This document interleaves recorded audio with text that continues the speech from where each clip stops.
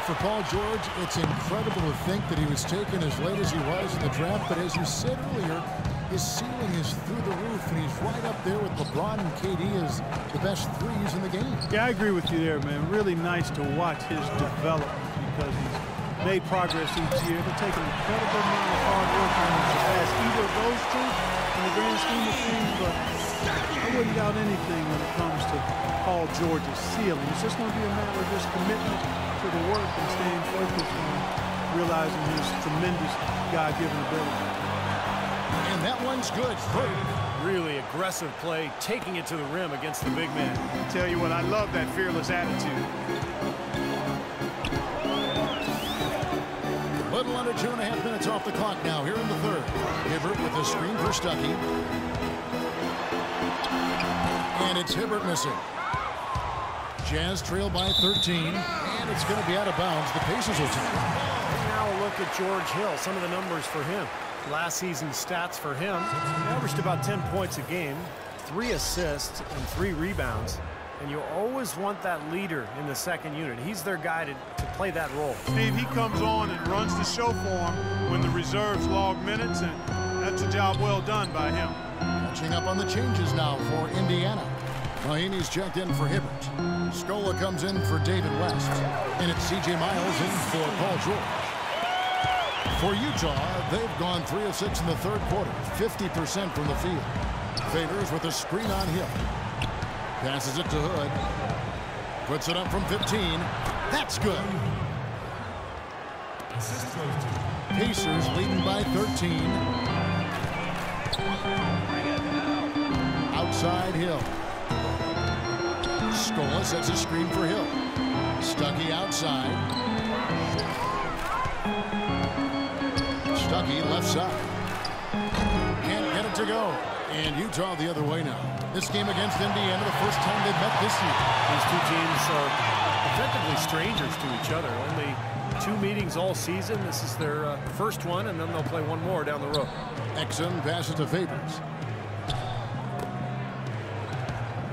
Here's Hood. And so he earns a trip to the line. Officials saw the contact, and he'll shoot 2. Let's take a look at some of Derek Favors' numbers. Good season for him last year. 14th in blocks. And he was also a top 20 shooter from the field. So really a nice all-around offensive year for him. And looking back for a second at his block shots per game average, Steve, I mean, his low post defense was phenomenal. I mean, I love watching him operate down there defensively. Looking at who's out there now for the Pacers. Hill, he's checked in for Stuckey. And Donald Sloan subbed in for George Hill. Here's Scola. Booker pulls it in. Booker's got 4 rebounds in this game.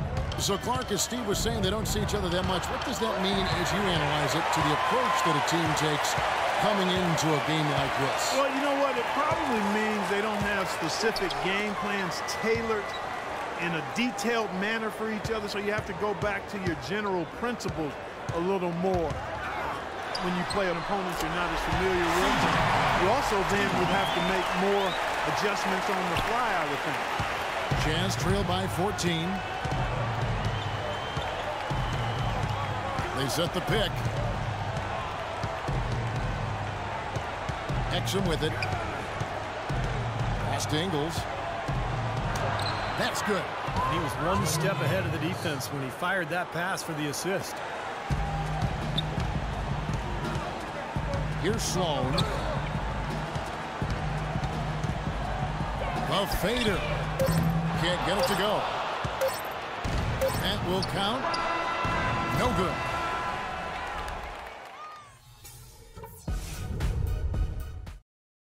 And here at the end of the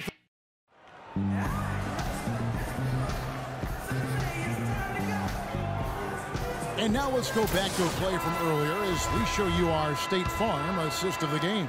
Well, this had to be the choice. It was an absolutely sensational feat, putting it way up there above the rim so that only his teammate could catch it. And not only does he do it, but he powers it down from there. The timing of these plays are just phenomenal. A moment now to reset the lamps. Back to us by Gatorade, all fueled up here for the fourth quarter. And so in the game for the Jazz. Pairing up in the backcourt, Trey Burke and Alec Burks.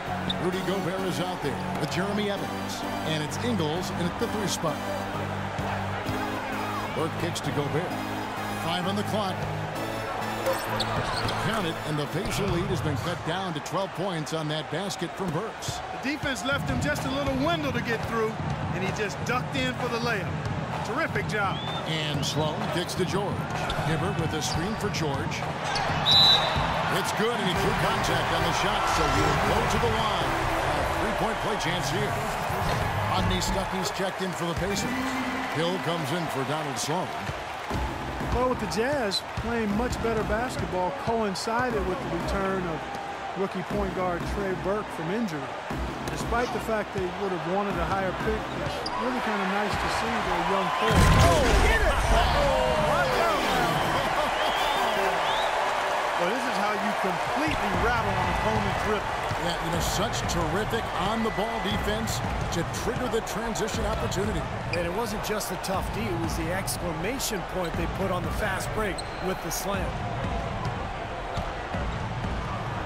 Gobert dishes to Burke. Hayward against George. Hayward can't hit. Pacers leading by 17. Now George. West setting the pick for Stuckey. Back to George. On the wing, Hill. Just a screen on Hayward. Hits the front of the rim and out. Boy, for my taste, he's far too inconsistent with that shot. I mean, he's got to make those if he's going to take his game to the next level. Burke kicks to Favors. There's the dish to Burke.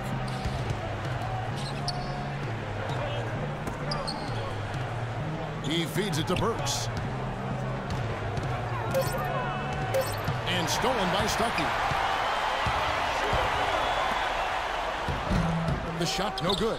And Utah the other way now.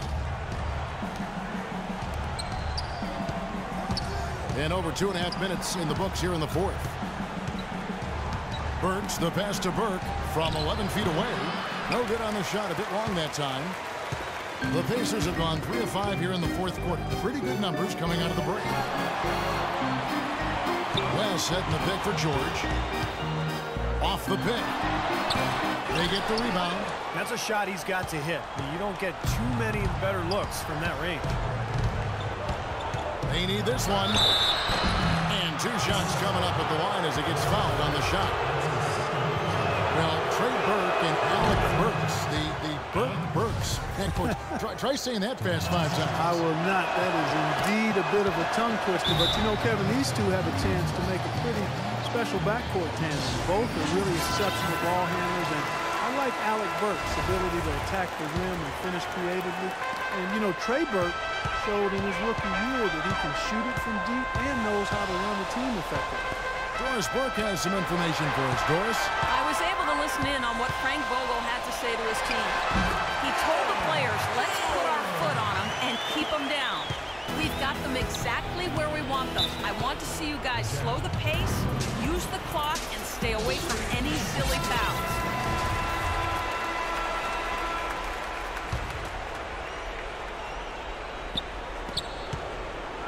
A bit under 3.5 minutes have passed here in the 4th. Here's Burke. Second chance shot.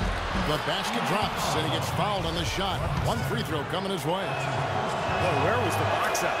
Too easy on that second chance opportunity. Yeah, no box out is what happened there. Those kind of mistakes on the glass will kill a team.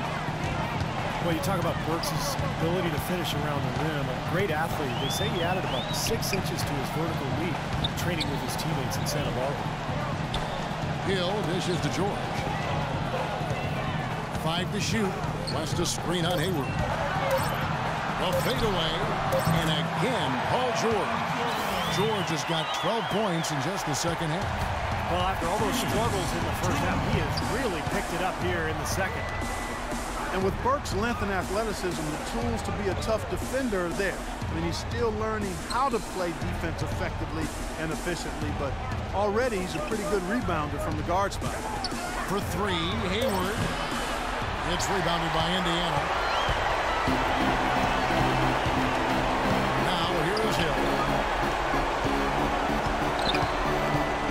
West, right side. Here's Stuckey. Hibbert kicks to Hill.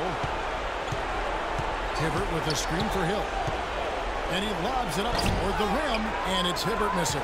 The alley-oop is such a fun play to watch, but when it doesn't convert, it's probably the wrong choice. I guess that makes that one a terrible choice. And here's Burks. Favors with a screen on Stuckey.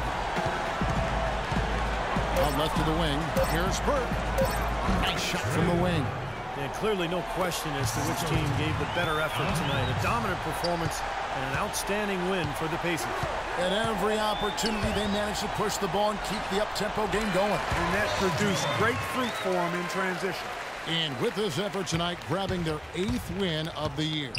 And looking at the arc of the season, this is the first of 2 meetings on the year, so this will be a solid win to go up 1-0 in the season series against the Jazz.